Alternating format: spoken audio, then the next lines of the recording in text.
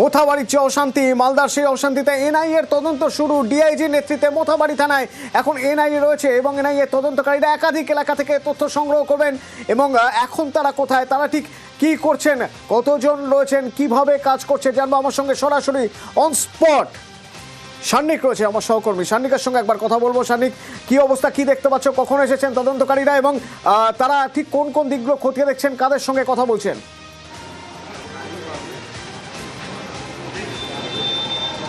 দেখো, ঘণ্টাখানেক আগে মোথাবাড়িতে এসে পৌঁছন তদন্তকারী আধিকারিকরা এনআইএর, এবং তারা যখন আসেন প্রায় 43 জন তদন্তকারী আধিকারিক তারা মোথাবাড়িতে এসে উপস্থিত হয়েছেন।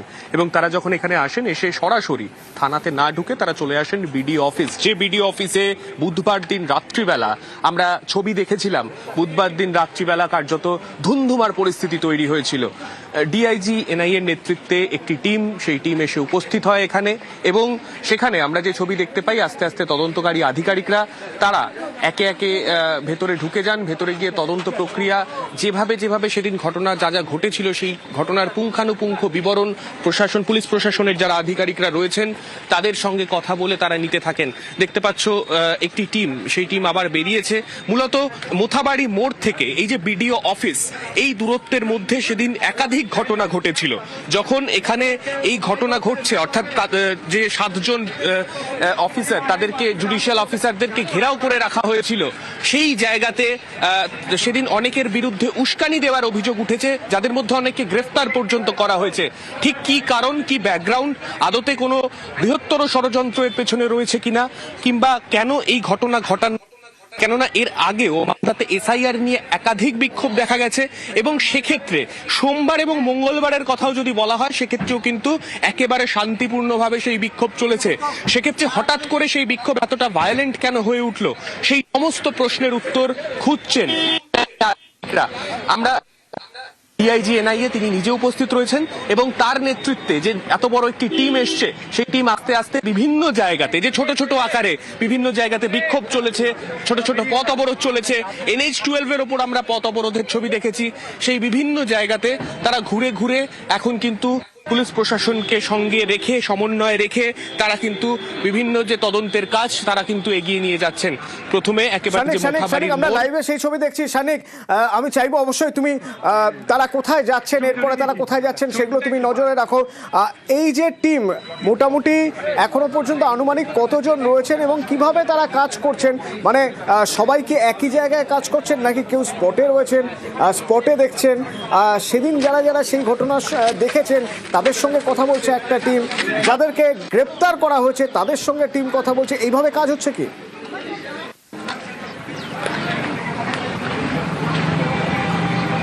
দেখো, একটা বড় টিম যেহেতু এসেছে, প্রায় 43 জনের টিম, সেই টিমটিকে আমরা প্রথমে দেখলাম এই বিডিও অফিসে ঢুকতে। সেখানে ডিআইজি যার নেতৃত্বে এই তদন্ত এখানে পরিচালিত হচ্ছে। আমরা জানি কলকাতা থেকে একজন আইজি পদমর্যাদার আধিকারিক, তার নেতৃত্বে গোটা তদন্তটা এগোবে, কিন্তু এখানে অর্থাৎ মোথাবাড়ি মালদাতে বসে ডিআইজি এনআইএ একজন, তার নেতৃত্বে এই গোটা তদন্ত প্রক্রিয়াকে এগিয়ে নিয়ে যাওয়া হচ্ছে।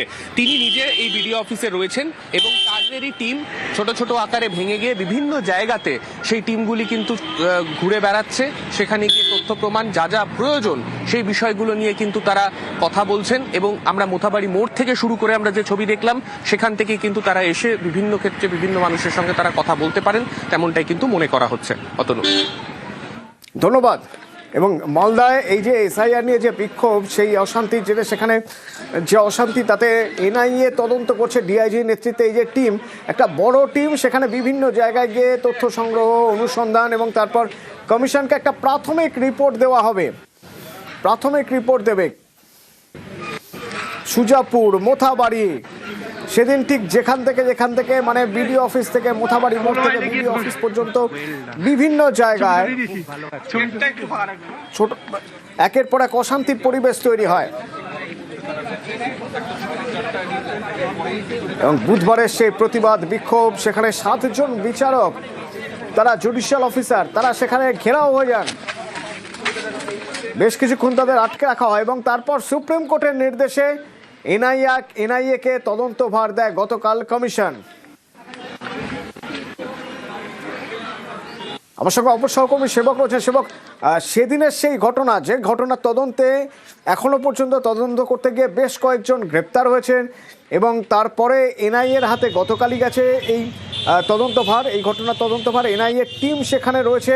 আমি একটু সার্বিকভাবে তোমার থেকে বোঝার চেষ্টা করব, একদিকে এনআইএ টিম তারা তদন্ত করছেন, আর একদিকে মোথাবাড়ি কেমন আছে? দেখো, মোথাবাড়ি এখন অনেকটাই থমথমে, কারণ গত দুদিন আগে আমরা যেভাবে দেখেছি রাত পর্যন্ত উত্তপ্ত হয়েছে মোথাবাড়ি। সকাল থেকে রাত পর্যন্ত দফায় দফায় বিক্ষোভ অবস্থান, কোথাও আগুন, চরম বিশৃঙ্খলা, যেখানে ব্লক অফিসের মধ্যে রাত পর্যন্ত জুডিশিয়াল আধিকারিক তাদেরকে আটকে থাকতে হয়েছে।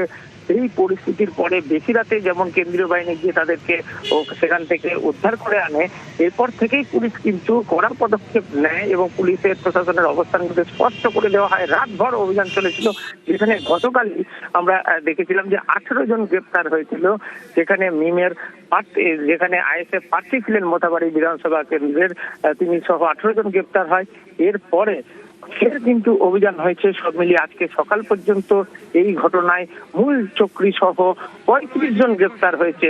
ফলে এতজন পরপর গ্রেপ্তার হওয়ার ঘটনা, তাতে পুলিশের যে উপস্থিতি, এখন কিন্তু কেন্দ্রীয় বাহিনীর যে উপস্থিতি, তা মোথাবাড়িতে কিন্তু যথেষ্ট পরিমাণে উপলব্ধ হচ্ছে। আর এই পরিস্থিতিতেই এখন কিন্তু অনেকটাই থমথমে, অনেকটা চাপা আতঙ্কও রয়েছে। আবার মানুষজনের মধ্যে কিন্তু একটা চাপা ক্ষোভও রয়েছে, এই কারণে যে সত্যি অনেকের নাম বাদ গিয়েছে। অনেকেই চেয়েছিলেন শান্তিপূর্ণ প্রতিবাদ করতে, তাদের প্রতিবাদের যে দাবি সুর সেটাকে জোরালো করতে, কিন্তু এক সময় দেখা যায় যে এই যে প্রতিবাদ তা কিন্তু একটা রং রূপে চলছে, তা কিন্তু একটা কখনো হিংসাত্মক আন্দোলনের রূপ নিচ্ছে, যেখানে টায়ার জ্বালানো হচ্ছে, যেখানে রাস্তায় গাছের গুঁড়ি ফেলা হচ্ছে। হয়তো যত মানুষ আন্দোলন করছিলেন তাদের সকলে যে এই ধরনের আন্দোলন চাইছিলেন এমনটাও নয়, কারণ অনেকেই বলছেন তারা অসহায়, তাদের ভোটার তালিকায় যে নাম উঠেনি। একই পরিবারে কখনো দেখা যাচ্ছে দুজনের নাম উঠেছে, বাবার উঠেছে, মায়ের নেই। ক্ষোভ রয়েছে, আর সেই ক্ষোভের এক বহিঃপ্রকাশ, যা অশান্তি তৈরি হয়ে যায়, সেই অশান্তির কিভাবে কারা তার মদত দিচ্ছে, কিভাবে হয়েছে এই অশান্তি, তা খুঁজতে পারে না এই তদন্তকারী দল।